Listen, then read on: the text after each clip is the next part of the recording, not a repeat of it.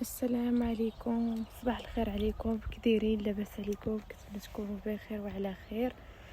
ايوا راني اليوم فقت بكري وجيت نضرب دوره هكا. بان ليا هنايا داكشي زوين، كاينه الضبابه كيفما كتشوفوا، راه الحجيلات فينا هما زعما كيفيقوا بكري. كتعرفوا الدجاج كلشي تيفيق بكري.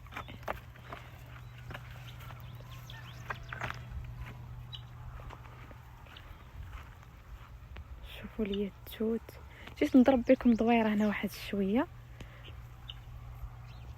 شحال بقيت صورت لكم هكا الجردة، ما وريتكمش اش كاين واش ما كاين. هذه راه العنبه، العنب،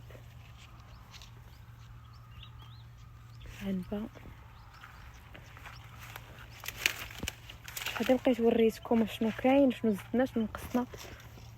هذا اللي كيعرفوا مسك الليل. في الليل كيطلق واحد الريحه زوينه، غير في الليل. بالنهار ما كتكون فيه ديك الريحه، في الليل كتكون فيه ديك الريحه زوينه. علاش هو مسمينه مسك الليل؟ هذه هنا راه غطلعها غير ديكور، هذه راه ماشي كتعطي شي نبته ولا شي حاجه. هذه هكا ديكور فيها الشوك، بحال هكا مثلا شي حد بغى يزرب بها هكا على بلادو ولا على يديرها هكا في شي بلاصه. هذه كتصلح غير للتزيين وهكا الستره، اما هي ما كتعطي حتى شي حاجه. وشوفوا لي الورد شحال مشوك. الورد اللي تنشريو وتنديرو مع الحنه ونديرو راسنا نديرو في الوصفات. شحال مشوك. كيبان لكم هاد الشوك هكا في الموف صعيب. دابا فاش غادي يدير الورد،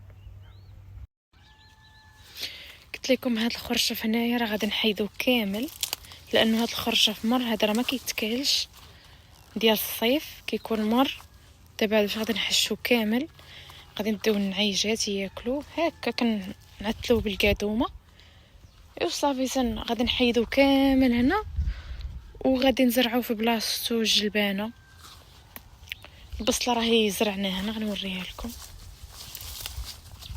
القويديمه انا غنوري لكم القويديمه. ديما تنهضروا على القويديمه، ها هي.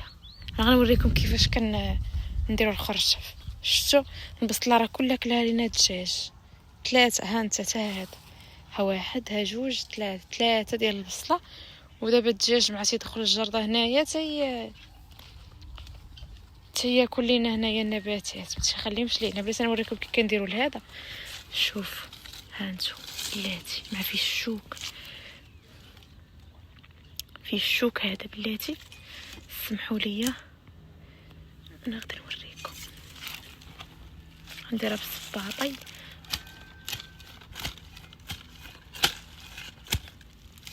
ما دايره بالي مع التليفون.